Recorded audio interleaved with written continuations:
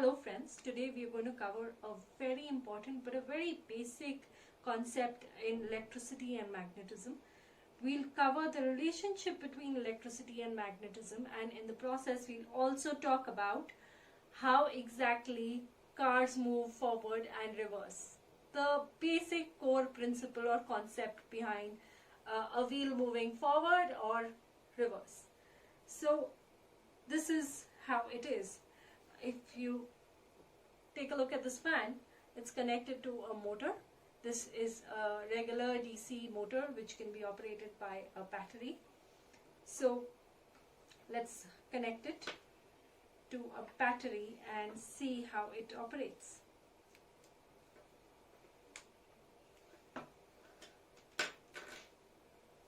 Right, I'll move this for the time being and I'll connect it to the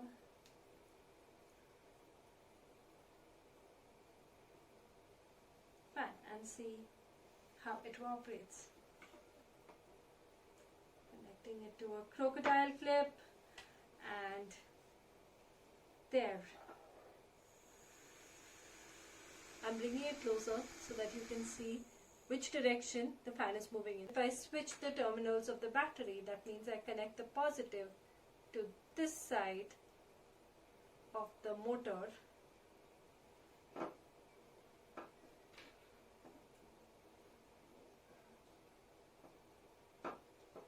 Tell me now which side it's moving in.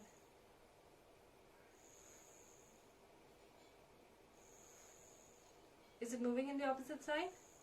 That's exactly what happens in a car. The basic core principle in a car is exactly like this, or in a wheel.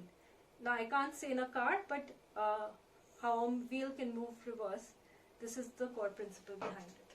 I'll show you what exactly happens.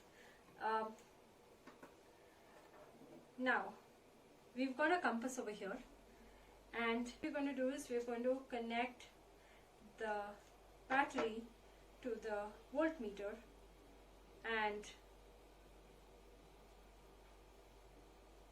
see if the magnet actually moves. So then we'll know if we are generating a magnetic field around it, or if current has any ways of properties of building a magnetic field around it. So now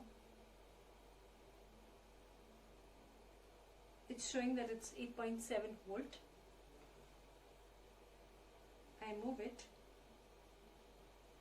and then I bring it back here. You saw that it moved in this direction.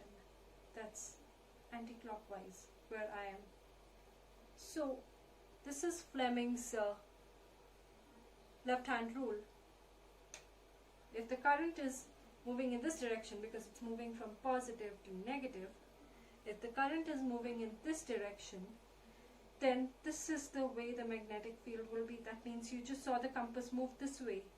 So this is the way in which direction in which the magnetic field will be, and this is the direction of the thrust or the movement. That's always perpendicular to the field. So now let's turn this around and see what happens.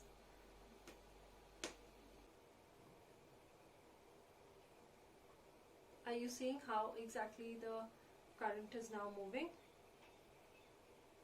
So all I needed to do was just change the direction of the battery, and the compass started moving in the opposite direction. This only goes to prove, as per Fleming's rule, that if the current is in this way, the magnetic field will be in this way, which will basically mean that the compass will move like this.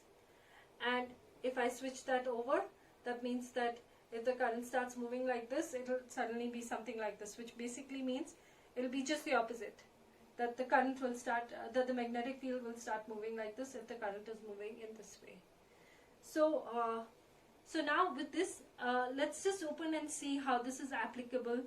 Let's just open a motor and see how this is applicable to a fan and to wheels. Right? I opened this a little, and let's see. This is a DC motor as well. So let's just open and see. So what happens inside a DC motor is that this is an electromagnet. If you see the way the wire is coiled, the copper wire is coiled inside it, there are two magnets on the side of it. So when electric current passes through these lobes, you can see these terminals over here. Let me bring it closer to the screen. I don't know if I can focus it that well. So there are two metal strips over here, and when current passes through these, this starts rotating and the coil starts rotating, and then it starts behaving as a electromagnet, and these are already magnets on the poles. So what happens is that, you know, like poles repel each other and the magnet starts moving. But when I change the direction of the current, that is when I switch the terminals, the magnetic field also switches. So instead of moving clockwise, it will start moving anti-clockwise. So that's what happens, and that's how wheels move forward and reverse. And we will use this principle in building a robotic car. I hope you've understood this to some extent and you also liked what you learned. I hope this brings you better clarity on how cars and motors operate. You can try this at home. If you have a simple DC motor,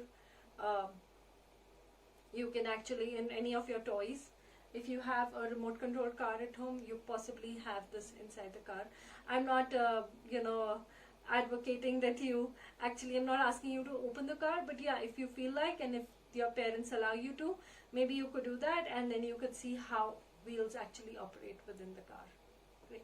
Thank you.